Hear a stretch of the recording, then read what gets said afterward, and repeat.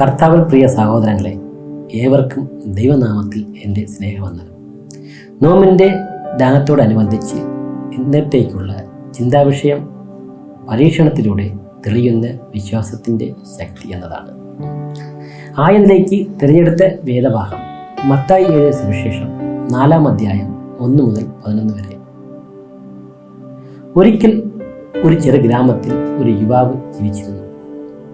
എല്ലാം ലഭിച്ചിരുന്നു എങ്കിലും അവൻ്റെ ഹൃദയം പലപ്പോഴും വളരെ ശൂന്യമായി കാണപ്പെട്ടു. ഒരു രാത്രി അവൻ ചിന്തിച്ചു, എന്താണ് എനിക്ക് എല്ലാം ഉണ്ടായിട്ടും സന്തോഷമില്ലായിരിക്കുന്നത്? അടുത്ത ദിവസം അവൻ നഗരത്തിലെ തിക്കിലും തിരക്കിലും നിന്ന് മാറി മലമുകളിലേക്ക് ഒറ്റയ്ക്ക് നടന്നു. ഫോൺ ഓഫ് ചെയ്തു. ആളുകളുമായി ബന്ധം വിച്ഛേദിച്ചു. മണിക്കൂറുകൾ നീണ്ട സഞ്ചാരത്തിൽ ആദ്യം കേട്ടത് കാറ്റിൻ്റെ ശബ്ദമായിരുന്നു. പിന്നീട് ഹൃദയത്തിൻ്റെ മൃദുവായ ശബ്ദം, തുടർന്ന് ദൈവത്തിൻ്റെ ശബ്ദം. യേശുവും 40 ദിവസം മരുഭൂമിയിൽ നോമ്പ് അനുഷ്ഠിച്ചതായി വചനത്തിൽ നാം കാണുന്നു. യേശു ഉപവസിച്ചിരുന്നാൽ നല്ല വിശപ്പിലും ക്ഷീണത്തിലുമായിരുന്നു. മരുഭൂമിയിലെ ഏകാന്തയിലായിരുന്നു. മത്തായി 4:1 മുതൽ 11 വരെ പറയുന്നു. ആത്മാവാൽ യേശു മരുഭൂമിയിലേക്ക് നയിക്കപ്പെട്ടു. അവിടെ അവൻ 40 ദിവസം നോമ്പ് അനുഭവത്തിലൂടെ കടന്നുപോയി. ആ സമയത്ത് പിശാച് അവനെ പരീക്ഷിക്കാൻ വന്നു. ഇവിടെ നമുക്ക് ലഭിക്കുന്ന ഒരു പ്രധാന പാഠം എന്നത് പരീക്ഷണം ഒരു പരാജയമല്ല, അത് ഒരു രൂപീകരണമാണ്. മരുഭൂമിയിൽ മനുഷ്യൻ്റെ പരാജയങ്ങളും ദൈവത്തിൻ്റെ രൂപീകരണവും കാണാൻ കഴിയും. മരുഭൂമി പഴയ ഇസ്രായേൽ ജനങ്ങളുടെ 40 വർഷത്തെ പരീക്ഷണത്തിൻ്റെ പ്രതീകമാണ്. അവിടെ അവർ ദൈവത്തെ പലപ്പോഴും പരീക്ഷിച്ചു. വിശപ്പിലും ദുർബലതയിലും വീണു. യേശു അതേ മരുഭൂമിയിൽ 40 ദിവസം ഉപവസിച്ചു. ശത്രുവിനോട് പരാജയപ്പെടാതെ ദൈവത്തെ അനുസരിച്ചു. ജീവിതത്തിലെ കടുത്ത വരണ്ട സമയങ്ങൾ ശിക്ഷയല്ല, അവ ദൈവം നമ്മെ രൂപപ്പെടുത്താൻ ഉപയോഗിക്കുന്ന അനുഭവങ്ങളാണ്. 3 പരീക്ഷണങ്ങൾ യേശു അഭിമുഖീകരിച്ചു. ശരീരവും മനസ്സും പരീക്ഷിക്കപ്പെട്ടു. ശാരീരിക ആവശ്യങ്ങൾ മനസ്സിലാക്കിയാണ് പിശാച് യേശുവിനെ സമീപിച്ചത്.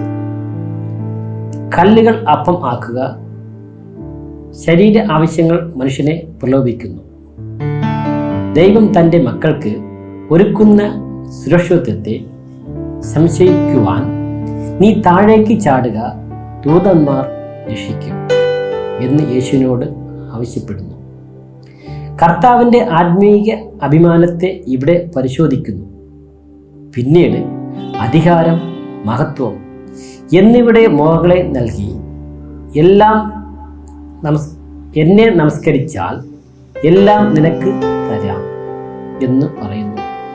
ലോക പ്രശസ്തി, അധികാരം ഇവ കാണിച്ച് കർത്താവിനെ പ്രലോഭിക്കുന്നു.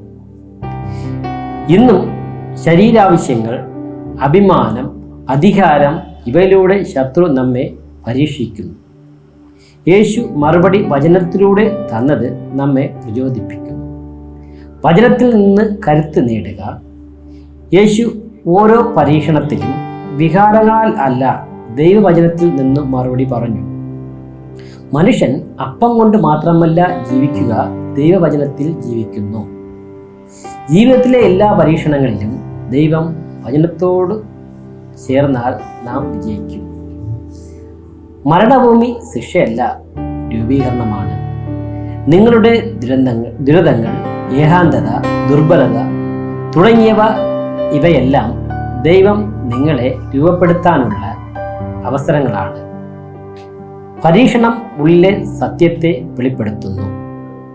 വിശപ്പ്, ദുർബലത, അഭിമാനം, ഭയം എല്ലാം മരുഭൂമിയിൽ വെളിപ്പെടുന്നത് പോലെ നമ്മുടെ ഉള്ളിലെ യഥാർത്ഥ സ്വഭാവം കാണിക്കുന്നു. വചനത്തിൽ ആശ്രയിക്കുക. നോമ്പുകാലം നമ്മെ വചനത്തിലേക്ക് കൊണ്ടുവരുന്നു. അവിടെ നിൽക്കുക, ദൈവവചനത്തിലൂടെ കരുത്ത് നേടുക. മലകളിലൂടെ നടന്നുപോയ യുവാവ് ശൂന്യതയിലും ഏകാന്തതയിലും ദൈവത്തിൻ്റെ ശബ്ദം കേട്ടപ്പോൾ അവൻ്റെ ഉള്ളിലെ ഭയം, ആശങ്ക, അഭിമാനം എല്ലാം ദൈവത്തിൻ്റെ കരത്തിൽ രൂപപ്പെടുത്തിയ പാഠങ്ങളായി മാറി. നോമ്പുകാലം നിങ്ങളുടെ വിശ്വാസത്തെ ശക്തിപ്പെടുത്താൻ, ഹൃദയം വചനത്തിൽ നിൽക്കാൻ, പരീക്ഷണം വിജയമായി മാറ്റാൻ അവസരം നൽകുന്നു. നിശബ്ദതയിൽ ചെവി തുറക്കൂ, വചനത്തിൽ നിലനിൽക്കൂ. നിങ്ങളുടെ വനഭൂമി പൂന്തോട്ടമായി തീരട്ടെ.